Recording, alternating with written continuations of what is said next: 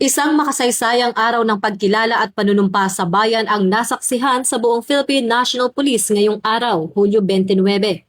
Sa pangunguna ng Chief PNP Police General Jose Melencio Nartates Jr., sabay-sabay na isinagawa sa iba't ibang panig ng bansa ang simultaneous oath-taking, donning and pinning of ranks para sa mga bagong na-promote na second-level uniform personnel mula Police Corporal hanggang Police Major.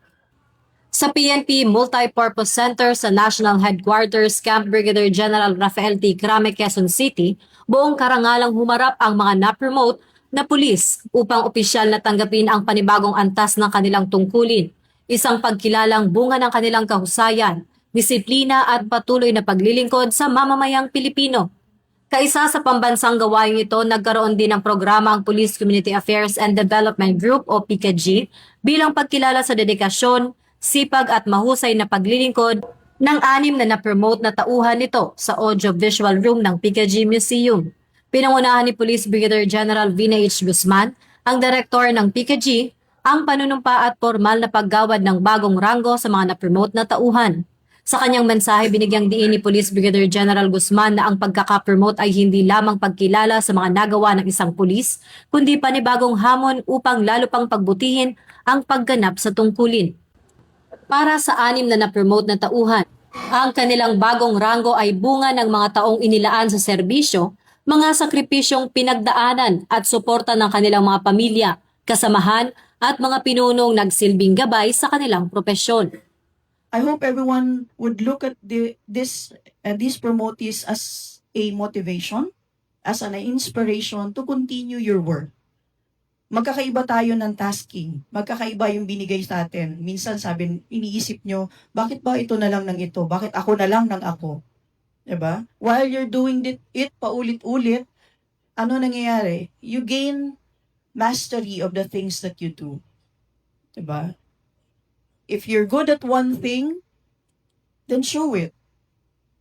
Nurture it. Kasi ano nyo na yan? Treasure nyo yan. Dahil nagkaroon kayo ng mastery over something. Be it pagtutour guide, be it paggagawa ng AVP, be it paggagawa ng ating mga articles, or being at the lobby and entertaining our clients. Those are special skills. Those are special skills na nurture nyo and you're very good at it. Diba? And those are skills that you will be able to share doon sa mga colleagues nyo. Magkakaiba man ang kanilang pinagdaanan sa serbisyo, iisa ang kanilang pananaw. Ang promosyon na ito ay hindi lamang personal na tagumpay, kundi mas mataas na pananagutan sa organisasyon at sa sambayan ng kanilang pinaglilingkuran. Kasabay ng pagkilala ay ang paalala na ang bawat ranggong natatamo ay may kaakibat na mas mataas na pamantayan ng disiplina, integridad, profesionalismo at malasakit sa kapwa.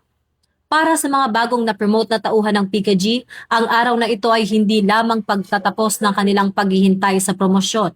Ito rin ang simula ng panibagong yugto ng paglilingkod, may mas mabigat na tungkulin, mas malaking pananagutan, at mas matatag na pangakong maglingkod ng may sipag, dangal, katarungan, at malasakit para sa sambayan ng Pilipino. Mula rito sa Campo Crame, ako si Patrolwoman Sari Bernales, nagbabalita para sa Police News Network. At ito ang bagong PNP para sa bagong Pilipinas, serbisyong mabilis, tapat at nararamdaman.